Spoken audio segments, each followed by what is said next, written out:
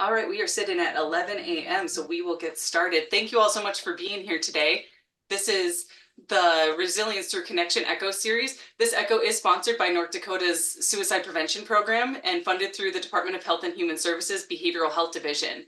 The Resilience Through Connection Echo aims to provide a deep exploration of the various factors that impact social connectedness and predictors of loneliness. So sessions are going to be tailored with strategies that increase life skills, resilience, and foster a sense of connectedness for people with disabilities and individuals with poor mental health. So this includes enhancing knowledge of protective factors against suicide, emphasizing the importance of social connectedness, and also raising awareness of North Dakota resources and activities that promote a sense of belonging. So ECHOs focus on moving information and not people. It allows you to actively learn about a topic and become a resource for your community. Each session is going to include a formal presentation on a designated topic, followed by a case presentation that highlights inclusive and accessible programs for people with disabilities throughout North Dakota. Today's session, we're going to talk a little bit about how do you develop a social circle within your organizations and communities that you're working in. So we encourage you to stay engaged by asking questions in the chat or unmuting during the Q&A portion of today's presentation. Your participation is really essential to the success of our echoes. We really want to create that interactive community where presenters, stakeholders, and participants can connect with each other and share resources. So we encourage you to turn on your camera if you're comfortable doing so, and feel free to ask any questions throughout the presentation, and we'll answer those during the Q&A portion. Please note that individual privacy is really important to us. So if you do want to get some feedback on maybe somebody that you're working with, please avoid using any real names or initials that could identify that person. Your attention to the confidentiality really helps us create that safe and respectful environment for everybody. Also, you can earn professional development credits in social work, nursing, and peer support for participating in our sessions. To receive credit for your attendance, please fill out the evaluation that's going to be posted in the chat after the session. You can also access the feedback in iEcho by going to the Schedule tab, go to Session 4, and you'll see a Submit Feedback button. Also, your feedback is incredibly important to us. We really appreciate any insight that you give to us because we will make changes based on your input. Just a few housekeeping notes. Each week, iEcho will email you a Zoom link before the session begins. You can download all of the slides and additional resources through iEcho under the Content tab. And please allow for about a week to post the for us to post the recordings and issue out certificates of attendance. If you don't receive your certificate a week after the session, please feel free to reach out to myself or Jody Patchen, and we can help you troubleshoot that. Finally, let's go ahead and introduce today's speaker. Thank you, Nancy, so much for being here today. I'll pass it on over to you.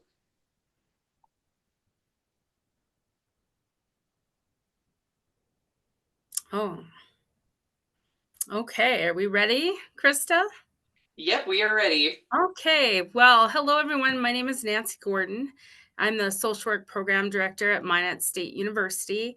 And today I'm going to be talking about how to teach emotional literacy to clients with intellectual developmental disabilities, neurodivergence. It's a broad category, so I have tried to keep it general. I'll have you move to the next slide. So when Krista approached me about doing this presentation today, I said, I'm not sure that I'm the best choice because I'm not an expert in the disability world. However, I took some time to think about it. And I thought about a very specific time in my life when I worked at Bismarck State College as a mental health counselor. And it was also the anime club advisor for 8 years. And so I remembered all of the social and emotional skills I taught to my students who were predominantly neurodivergent. And I thought, maybe I am the right choice for this presentation. So I brought a little anime with me today. I wore a shirt from Inuyasha with Sashomaru, who's my favorite anime character. So I'll have you move on to the next slide, Krista. This is my anime club going back to approximately 2008 at BSC. The pictures are in the public domain because we used these pictures for a video we made of our club We are posed here with a gingerbread house of Osaka Castle from Japan, which we won. We entered 3 gingerbread making competitions and we won with this one. So you can go to the next slide. This is another gingerbread house we made. And this one I put in here to show a bit of the mindset of my students.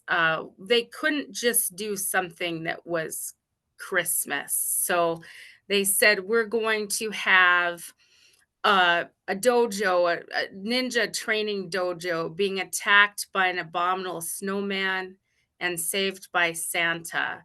And the little, I would say the peppermint sticks are katana swords. So that one unfortunately didn't win. We took second place. We lost to a power plant technology, but kind of like a lit up power plant, which was kind of fun. So if you go to another slide, Krista. That's me in the blue. That we had a sumo wrestling day where we brought in the sumo suits and we kind of advertised our club. And the very next slide, Krista, is me on the ground being helped up by a couple of my students. All right, and I think you can go to the next slide now. And this is my final picture of my club. I took them on 3 anime conventions, twice to Minneapolis, where I drove and had to get a special license to drive the 12-passenger van. And then once to Anime Central in Chicago, where we had to fly and we had to raise around $20,000 for that particular trip. So those are my years in Anime Club. And we'll get started. We'll take away the trip from memory lane and get to started with the real stuff here. So I want to make a disclaimer that I have a lot of graphics and links in my presentation to various things. I'm in no way trying to sell a product. Some of the links, I want to give credits to the memes, and the picture will link to like eBay or something, and it'll be selling a magnet. But in no way am I or Minot State University receiving any compensation based on those links or graphics. I'm also not trying to sell you on any specific ideology. These are all examples. You can use the examples or the tips that I've provided in this presentation. You can adapt them, or you find something else. Okay, next slide. Our learning objectives today, we're going to predominantly go over the key components of emotional literacy, how to recognize emotions, how to understand them, how to express them appropriately. I'm going to talk a bit about how emotional literacy can reduce loneliness, improve communication and relationship building for clients with disabilities. And we're going to explore strategies for teaching emotional literacy. Okay, next slide. So this is from Game of Thrones. Brace yourself. Definitions are coming, as in winter is coming. Okay, next slide. Our first definition of emotional literacy, it's the ability to recognize, understand, and respond to emotions in oneself and others in a healthy manner. Emotional literacy helps us navigate relationships and create deeper connections, which can reduce feelings of loneliness. Okay, next slide. Emotional literacy was coined by Claude Steiner in 1997. It's made up of the ability to understand emotions, to listen to others and empathize with their emotions. We're going to talk about empathy in a little bit. That's extremely important, that we have an ability to understand what other people are going through. It's also the ability to express emotions productively. I'll have you go to the next slide. So, what does emotional literacy include? It includes identifying and labeling feelings, expressing emotions in appropriate ways, listening to others and empathizing with their emotions. Listening is key. That's not always something that we do well, and by we I mean everyone.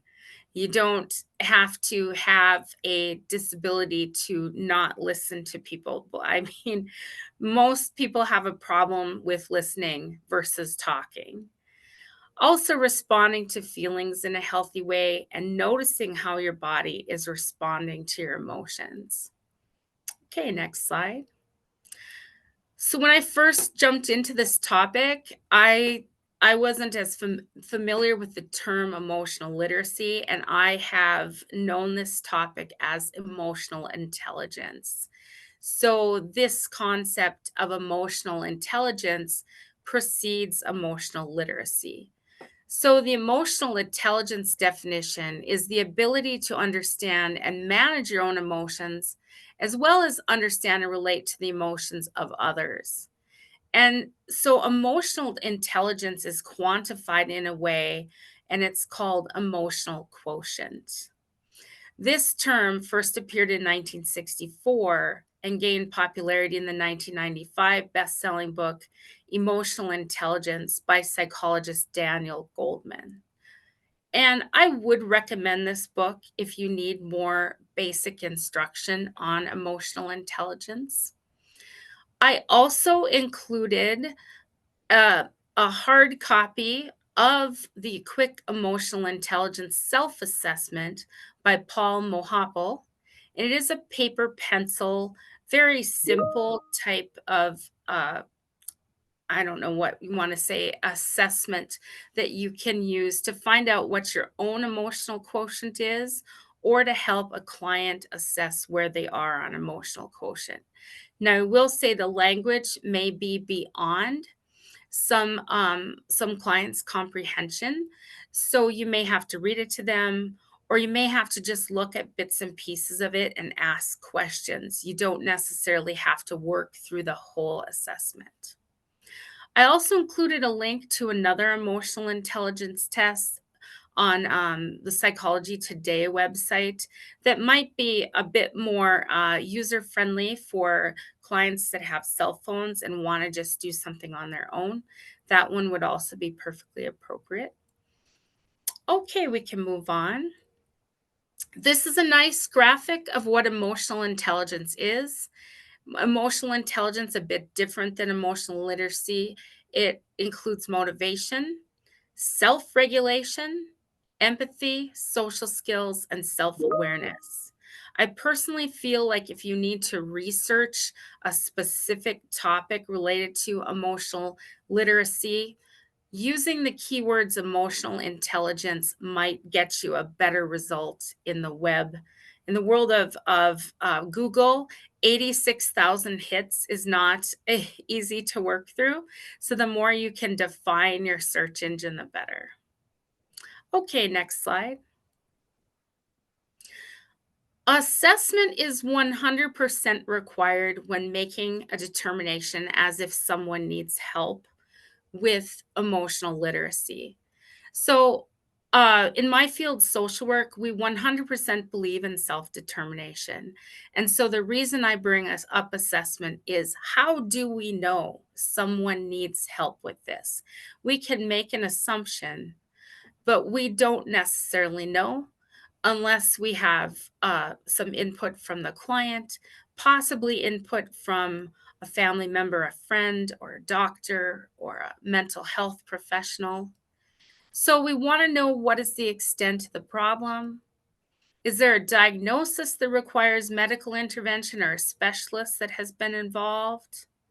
What is the primary reason for change that the client particularly wants? And start with the biggest concern. What do we need to help this person with the most to get the outcome that is desired? Also, does the client acknowledge the problem and do they want to change? One thing I learned with my club members was that some of them, they may have had no idea there was a problem at all. It possibly needed to be pointed out to them, but even then, they might not have acknowledged it as a problem and not wanted to work on it. Also, I'd like you to ask, is the desired change for the benefit of the individual or is it for another person? Is it for a staff member, a family member, the school system? Sometimes we as a person need to change for others to make things work, to get out of trouble, to be allowed to stay somewhere. But if we're doing it just to make ourselves more comfortable as the worker or the family member, that not might not be the right way to look at it. And then what level of change is reasonable based on the specific characteristics of the individual? Okay, next slide. So here we have Oprah. Oprah likes to give things away. You get an assessment and you get an assessment. Everybody gets an assessment, right? I'm dating myself with Oprah. Okay, let's take a stop here and opportunity for questions if you have some.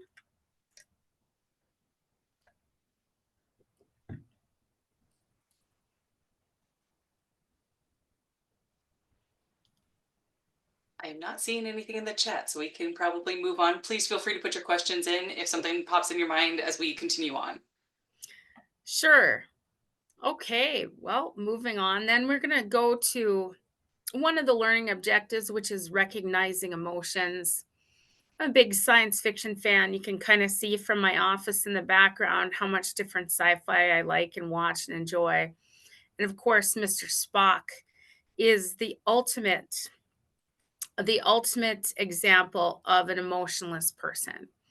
Also, Mr. Data for people of Star Trek Next Generation, and possibly even the Big Bang Theory. We have some examples from there, a little more recent.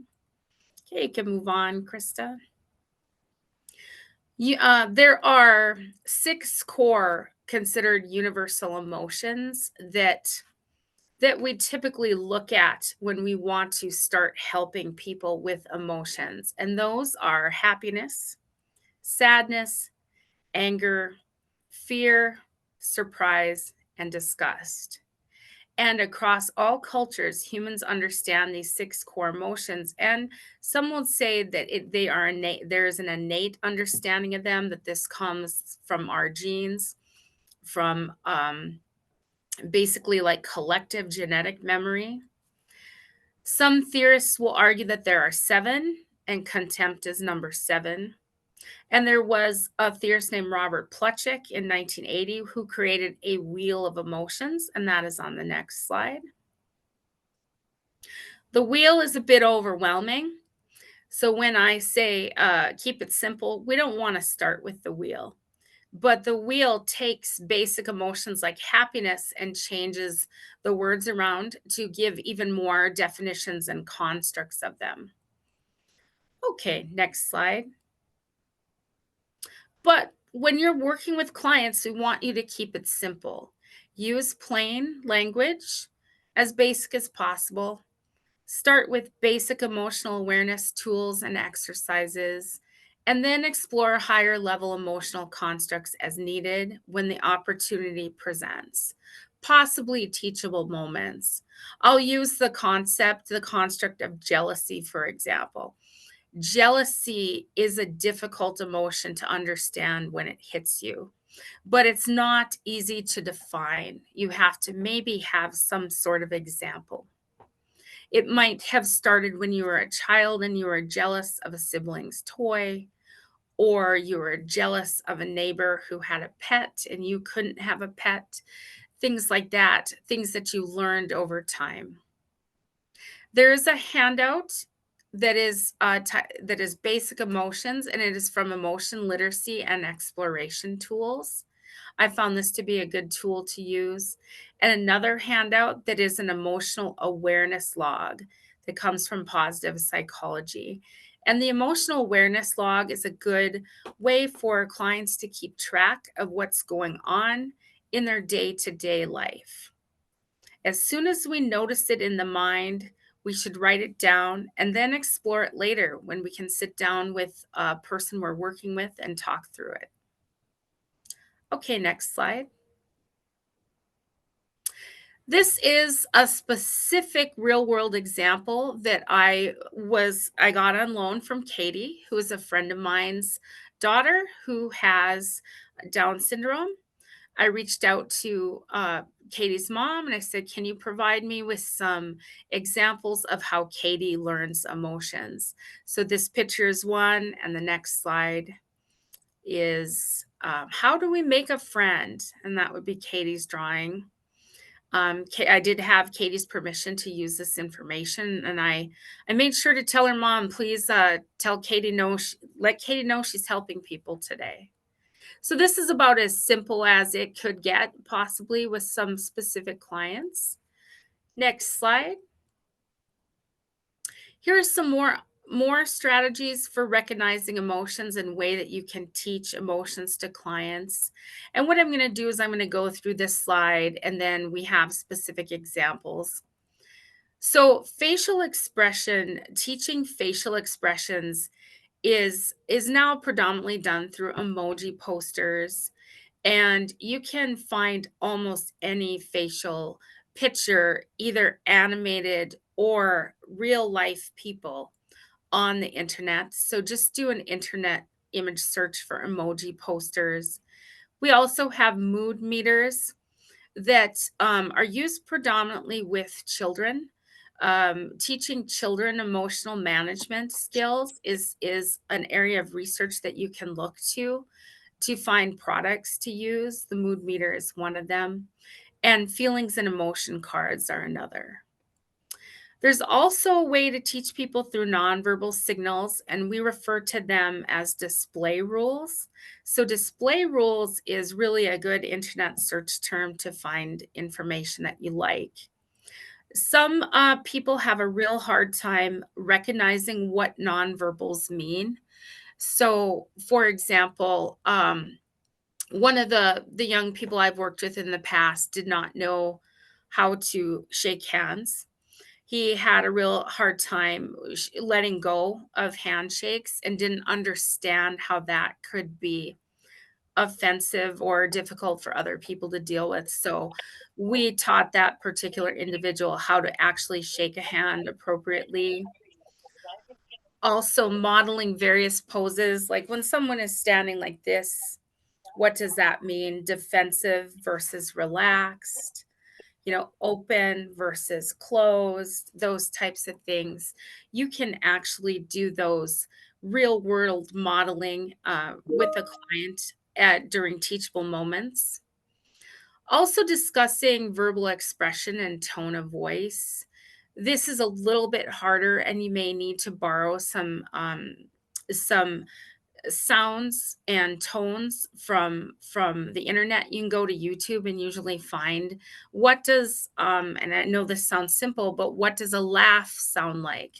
What does it sound like when someone is sarcastic? What does it sound like when someone is angry? And then video examples. I have in the past taught a class called Interpersonal Skills. I've taught it multiple times. And in the interpersonal skills class, we would ask our students to pick an emotion or an emotional construct and find a video example of it from popular movies, shows, anime. We could use anime or we could use animation, and then show it to that particular client as to what it looks like in the real world. Well, real as in television or movies. So I'll have you move on now, Krista, and I'll show you each example here. This is an example of an emoji poster. I just pulled this right off of Microsoft. It was in the PowerPoint slide that I used.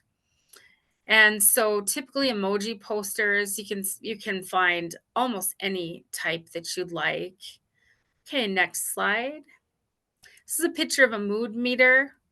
I oftentimes see these in grade school classrooms, trying to help people understand what their mood is and what they need from it. So one side is the mood and side is like, I need to take a break and use a calming strategy, or I need help to stay safe, those types of things. So it can help clients pick out exactly how strong their emotion is.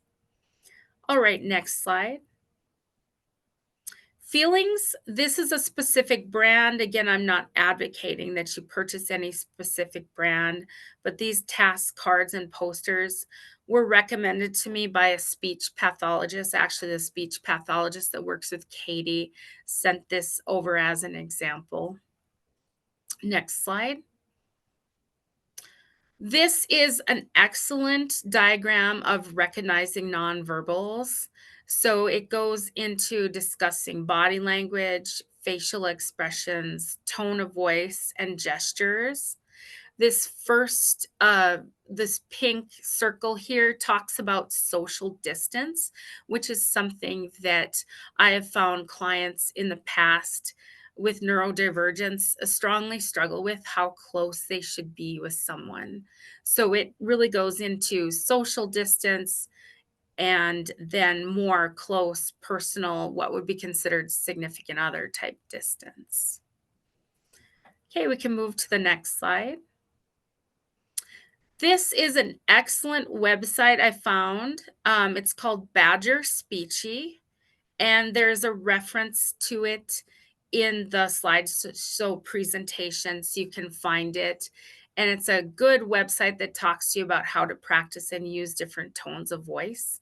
So it can really help you to teach people that need help with understanding tone of voice or using different tones of voice. Next slide, please. And of course, here we have probably the ultimate video example of emotion, which is the Inside Out movies.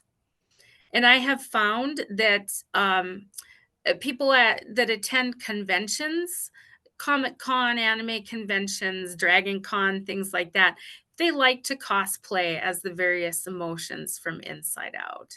So Inside Out is kind of a big deal. And hopefully it may help you. It is not, of course, the only video example. It might not even be the best, but it might be a good place to start. Okay, next slide. And we'll stop for any questions we might have. We do have one question in the chat. What would you say is the defining difference between emotionally intelligent and emotionally literate? So in education theory, there seems to be a distinction. There is a distinction, but what I find is it's the perspective of two different theorists. So what I will say is emotional intelligence is the origin of this concept. And then a theorist came in later and changed it around and made it different into emotional literacy. They are very, very similar. I find the major difference possibly to be the on the emotional quotient level. So emotional intelligence has an assessment attached to it that leads to what's called an emotional quotient. I've not seen that yet in emotional literacy circles, although it's possible that it is there. Does that answer their question?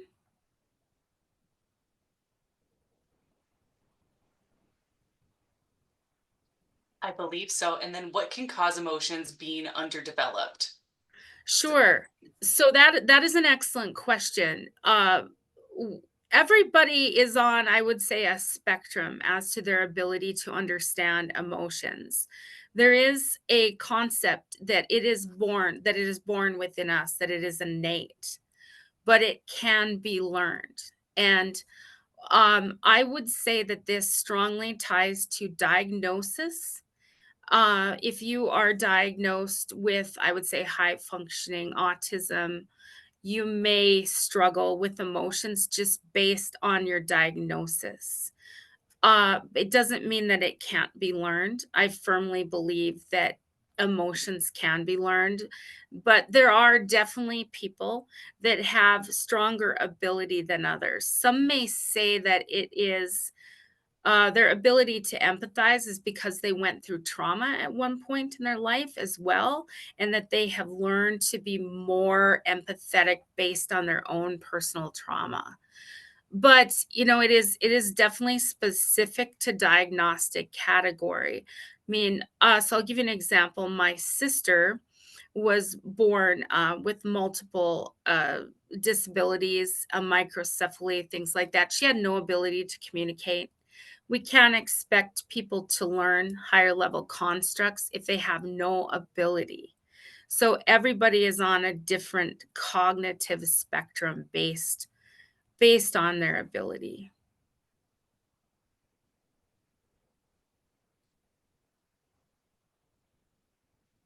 Thank you for the great questions. Feel free to keep popping them in, and I suppose we can probably move on and there'll be another opportunity for more questions. Sure. All right, here we have understanding emotions. I'm sorry for the things my face said while you were talking. I have an incredible difficulty controlling my face. In fact, I've stopped controlling my face because it's just too much work. Unless I'm literally at work and I have to. But folks that struggle with emotions may not be able to control what is going on between their face and the mindset that they have at the time. You can move on to the next slide. For this particular objective, I want everyone to understand Maslow's hierarchy of needs theory. So, everything that happens in our brain is driven basically by our basic needs. And so, for example, if we do not have food, water, shelter, those types of things, we're not going to be able to actually focus on higher level concepts like love, belonging, and self-esteem. So we have to, with our clients, make sure that basic needs are met.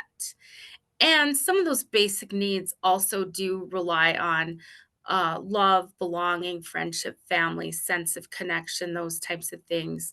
So the next slide goes into a topic of what's called self-nourishment.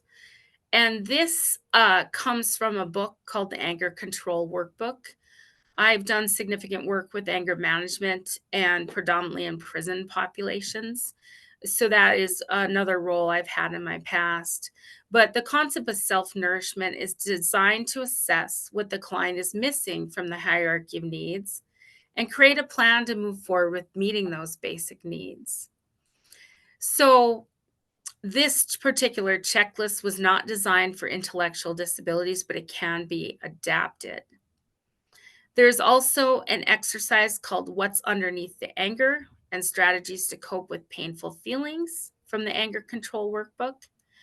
We always said in anger management circles that anger wasn't the first emotion experienced before people had a blow up or had what I would call an incident of dysregulation, behavior problems, things like that. There's always an underlying emotion. And the concept is if that we can meet the emotion at that level, we can avoid stronger emotion. So I'll have you move to the next slide. The basic concepts that come with emotional regulation are come from cognitive behavioral therapy. And so at the simplest level, thoughts drive emotions and emotions drive behaviors. So if you can teach clients that what they're thinking affects how they feel and act, and if they can stop it at the thought process level, they won't have the negative emotion, which won't lead to the negative behavior. So, that is an incredibly basic concept that comes from COG that I find to be effective with clients that have these concerns. Next slide.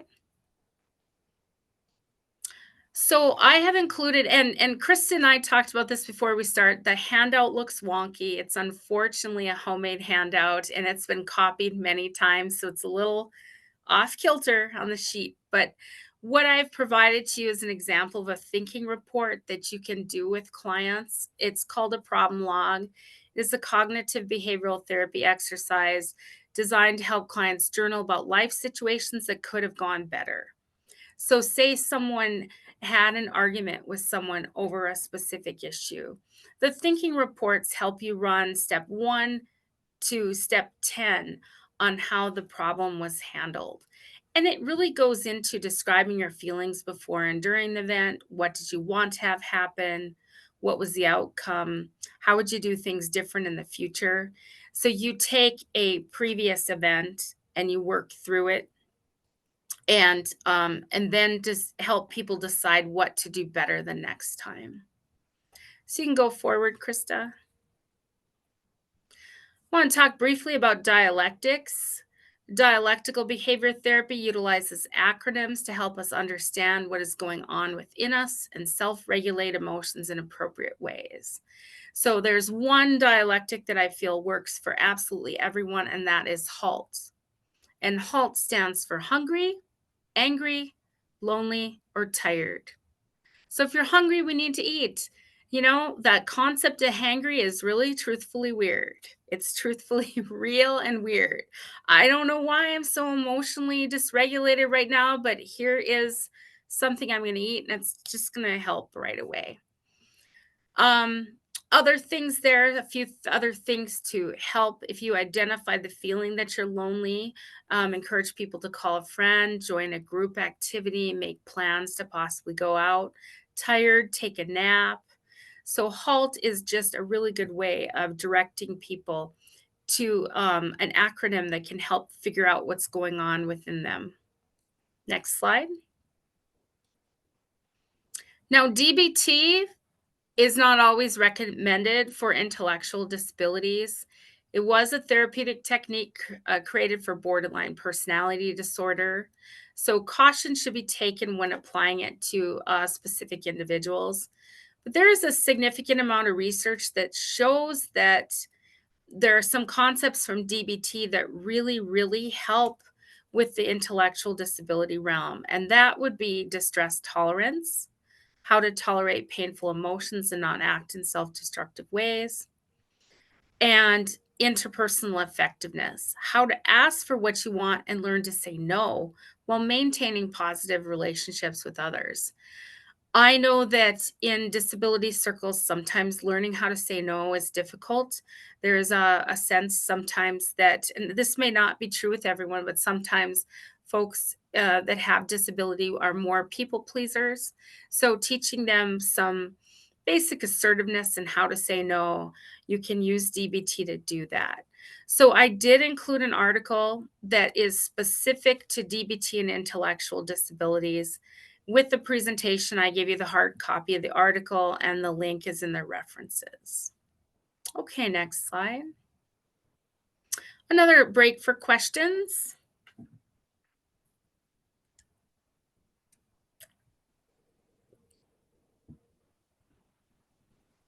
I am not seeing any questions, but feel free to keep putting them in and we'll give everybody about 10 more seconds to type it. Okay. I know I saw a few things buzzing into the chat, so I wasn't sure. Yeah, talking about links for some of the handouts takes you Okay. to different websites. So I guess just to clarify, the links that are in the slide deck are different than the handouts that are in IECHO. So just think of it as all additional supplemental resources that can be tailored to whatever population you're working with, and one assessment does not fit all. So we're trying to provide kind of a plethora of things to choose from. Yeah, and I do want everyone to have my PowerPoints so that you can go to those links specifically and make a decision what you want to use and what you don't. All right, I'm not seeing any questions, so I will move on. Okay. Expressing emotions is our next category. And yes, the therapy dog after I share all my problems. I certainly love that meme. When I got a dog, I decided to not going to make it a therapy dog. It's just going to be my dog. Okay, next slide. Here's that concept of empathy that is incredibly important. The empathy is the ability to understand and share the feelings of another, the ability to recreate another person's perspective, and take that from the person's point of view, the walk a mile in someone's shoes concept. So, perspective taking is an important task for people to learn. Uh, Daniel Goldman, the person responsible for the emotional intelligence concept, believes that cultivating a natural tendency towards empathy is the essence of social intelligence. Okay, um, next slide. Here's another meme. Empathy cat wants to walk in your shoes. It's from the famous "And I Feel Empathy for Me," right?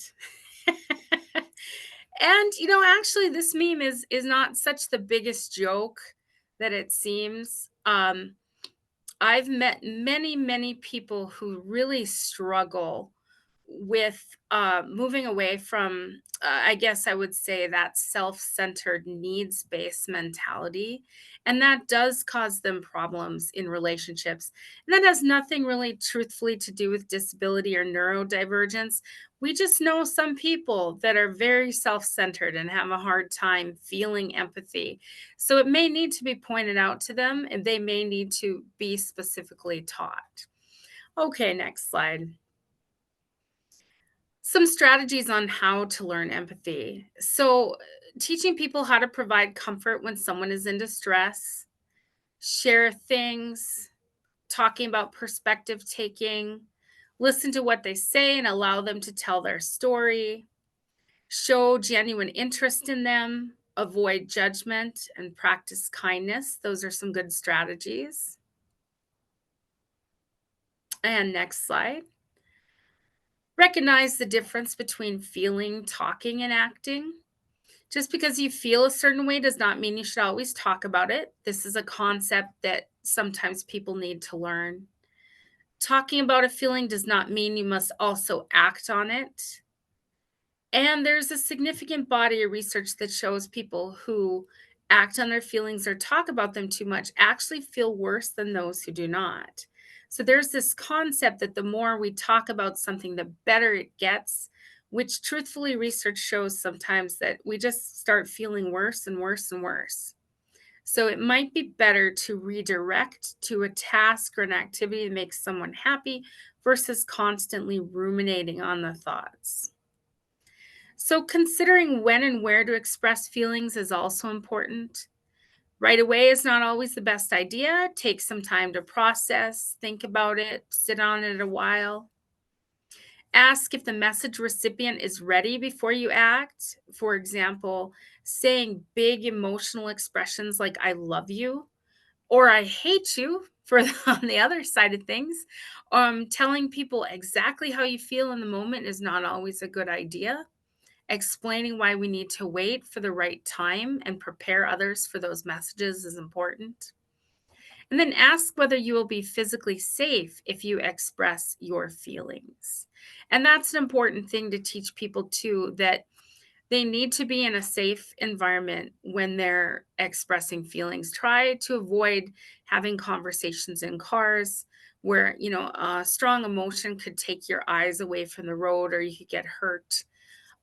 Also making sure they're in maybe a comfortable environment like their home or a place like their group home where they live. Okay, next slide. Some strategies to enhance communication. You can encourage clients to express feelings through pictures, art, or a game. I put some specific links into here.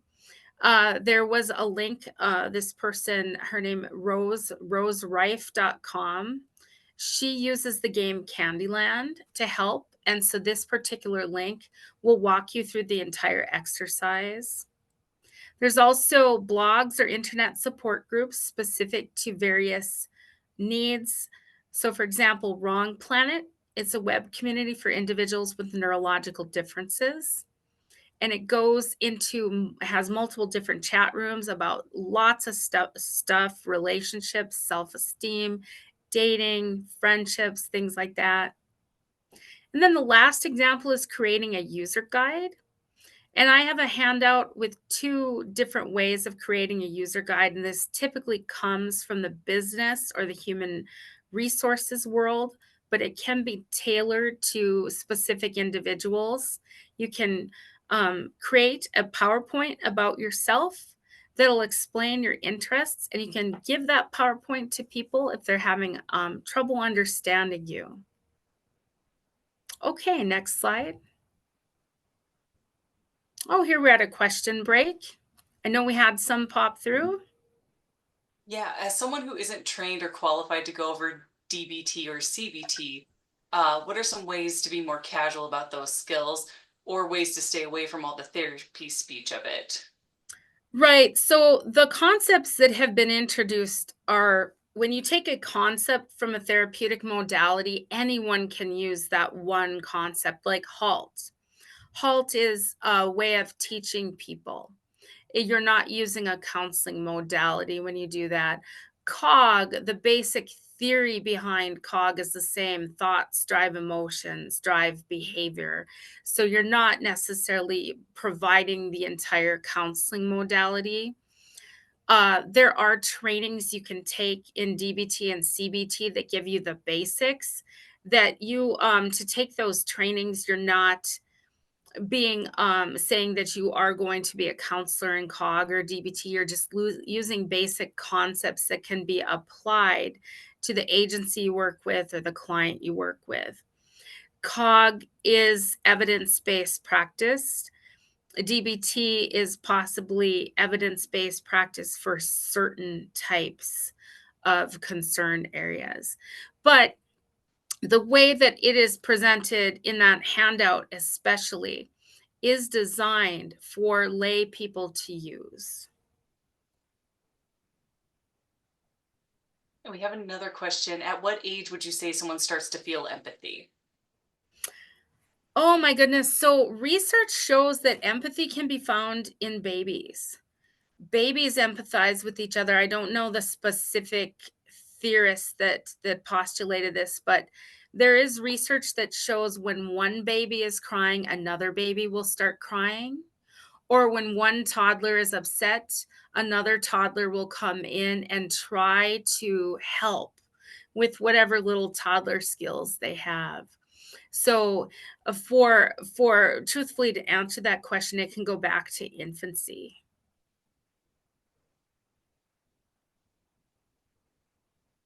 Perfect. I suppose we can move on because we are getting close to time. Getting close to time. Yes, I'll move through this one. Reduce loneliness and relationship building. At anime conventions, the one place where two oddly dressed people with giant hammers about to attack each other is considered normal. When I was at Anime Detour, at the end of we would have like an opening session. At the end of the opening session, they said, "What do we do at Anime Detour?" And everybody shouted, "Use soap." And it was designed to tell the crowd that it was important to take time to shower at anime conventions because costumes get stinky sometimes. So, okay, Christy, you can move on. So, it's important to introduce relationship constructs to people, define caregiver versus friendship, and what is a reciprocal relationship. Lots of times people fall in love or become more try to be more friends with their caregiver because that is the person that is the closest to them. So it's important to define those types of relationships. Also, it's important to just explain the difference between friends and acquaintances, and that's more of a higher level of thinking, but it's important to know that not everyone that we meet along the way, that coworker possibly, or the neighbor, they're not necessarily our friend. Also discuss what it means to have a significant other, and don't shy away from addressing sexuality utilizing age appropriate terminology. So there's a couple of links here, and I'll have you go to the next slide. I was involved with NDCPD before with the Self Advocates Find Empowerment Project. And so this particular training is designed to help people with disability understand sexuality, make good decisions, healthy decisions for themselves. And the actual Catherine McLaughlin is also responsible for the link in the previous slide too. The previous slide goes to a webinar, and this link goes to the curriculum that NDCPD used to promote Self Advocates Find Empowerment. Okay, next slide. And I think that brings us to the end of my portion of the presentation. So, Krista, I can let you take it away. Unless we have some questions, maybe. Yeah, I am not seeing any questions now, so I have myself spotlighted with you, Nancy, so everyone can see both of us. I do want to highlight this really great resource that Nancy included in her initial presentation. It's called A Guide to Making Friendships with Supportive People. And reading through it, I was like, there was so many times throughout my career when I was working at a disability provider where we were trying to find different like social skills and social groups and creating different opportunities for people to engage and connect with one another. So we decided to use today's case presentation time to brainstorm with everybody how we can create a space that puts today's content into practice. So we're going to talk about how would we create a social group within your organization or in your community, with the goal that we're trying to foster friendships, work on skill building, and provide a support network for the participants. So if you have experience in this area, please feel free to share some of your personal experiences. So with that, I'm actually going to pull up a website called Mentimeter. So this allows you to join through your phone. If you just go to Safari, Chrome, whatever um, browser that you use on your phone and go to menti.com, or if you're on a desktop, you can go to menti.com as well, and then enter this code 61031236 and let us know what are some unique interests or activities that people you work with like. So what is something that we could possibly create a group around? So Nancy has used the example of an anime club that she facilitated for years. Is there any random unique interest that other people could be like, hey, we could possibly use that in our own organization? And then we will see the results pop up in real time.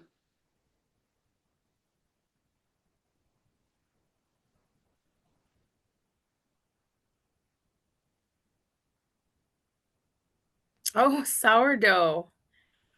Nice.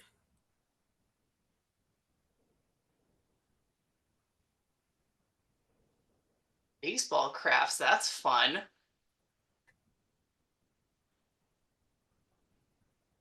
I want to give a shout out to whoever put chickens because I put birding. Oh, yeah. I have a niece that has chickens now. I would give anything to have chickens. Yeah. So, hey, I don't know. Some of her chickens are kind of mean. Kind of mean. So the rancher in me wants to sell you a chicken really bad now. I Oh, know a pet guy. photo contest. Mhm. Yeah, there's some good ones on there.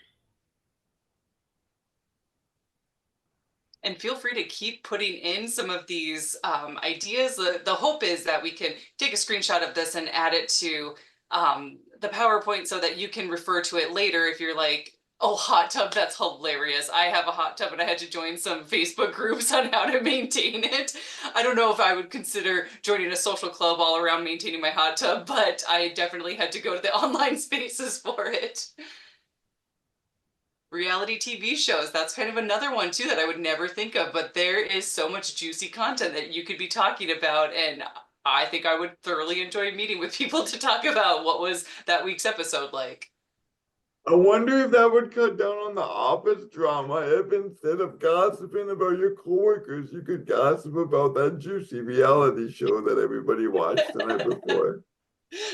I've had So students use reality shows for their interpersonal skills presentations, and it is an excellent example of sometimes what not to do on reality TV shows. Yeah. yeah, this is great. So go ahead and keep it coming. I'm going to move on to the next question. So let's say we choose an activity. One that was really popular, it looked like, was gardening, and that seems great because it's almost spring. So we are creating a gardening club. What activities could you plan to encourage connection and collaboration?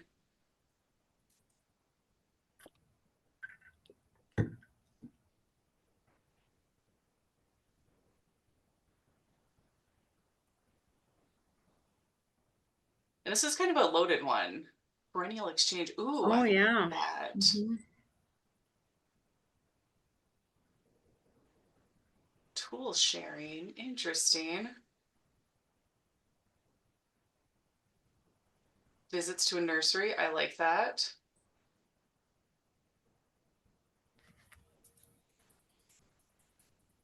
Yeah, for gardening folks, I love to go to Animus to buy plants, and they have a big nursery there. It's really lovely, and, Minot has Green Thumb too, which is really amazing.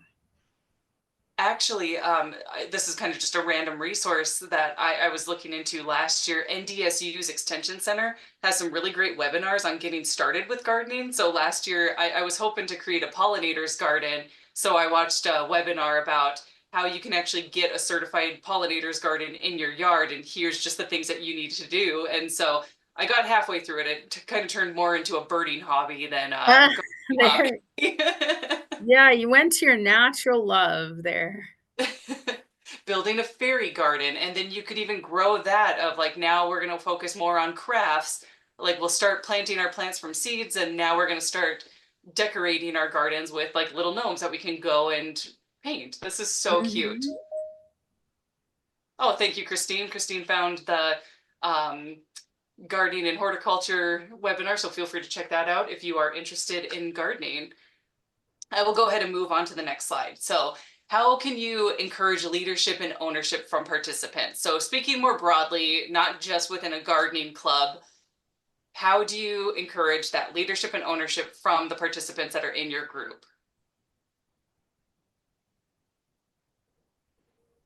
No, while they're putting in their stuff, I'll say this, that the leadership that I had in my club was not perfect. I want to say that sometimes you do, as a club advisor, want to have the best possible leader, but you got to take chances on people. I'll give you an example. One of my club presidents was a selective mute and did not speak at all, but made excellent decisions and used a lot of yes no answers and nonverbals, and actually made it work, and I was more than impressed. So one thing I will definitely say is take a chance on people, especially if they want to be a president or a vice president of a group.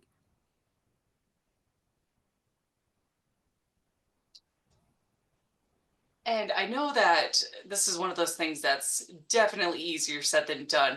I'm actually looking at a former colleague and really good friend of mine on video. Jamie, you know who you are.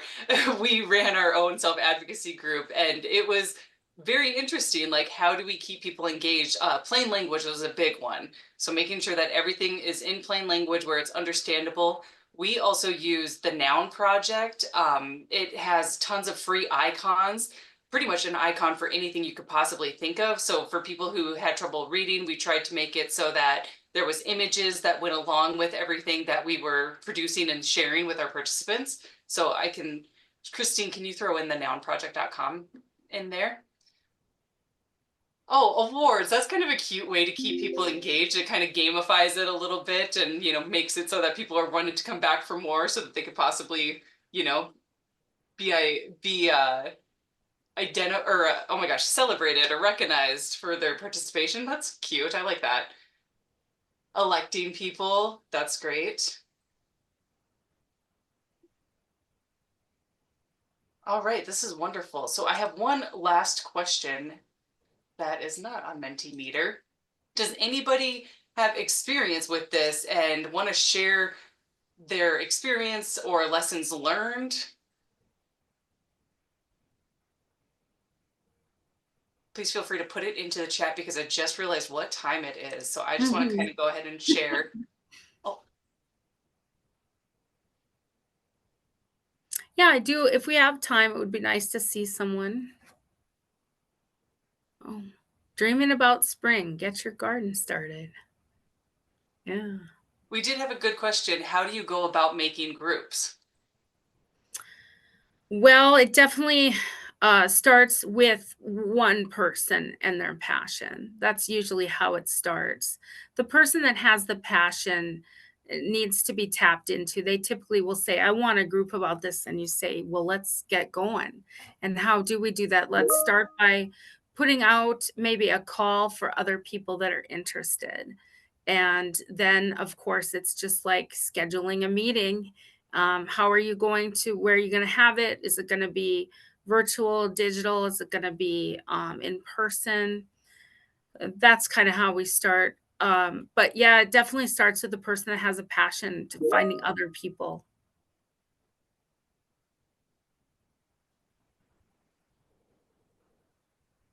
And it looks like somebody added a model in there for creating a group. So thank you so much for sharing that resource. And back to gardening, we started a community garden. They started with a Facebook group for those wanting to be hands-on with the project. Everything is broken down into smaller projects like watering days, planters, etc. That is really great. Thank you for sharing that. Once we made an apples to apples style card with emotions and situations instead of nouns and adjectives, it was more interactive way to work on emotion identification and empathy, such as like, how would you feel on a roller coaster? Scared, excited. I love roller coasters. Yeah.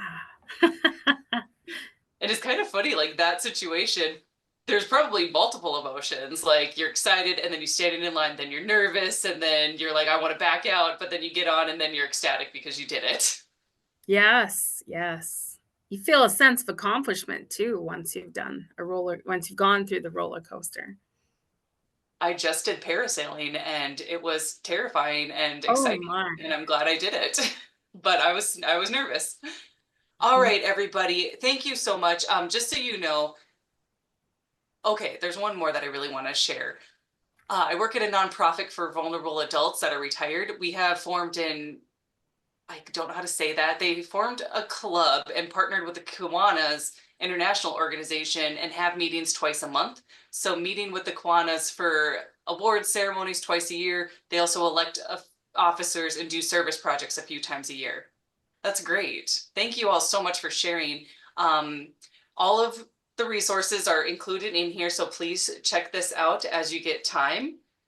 And please take a moment to fill out our survey. I will have, Christine is working on it. She just gave me a thumbs up. And thank you all for attending today. I appreciate it. And I appreciate you, Krista, and your crew for helping me.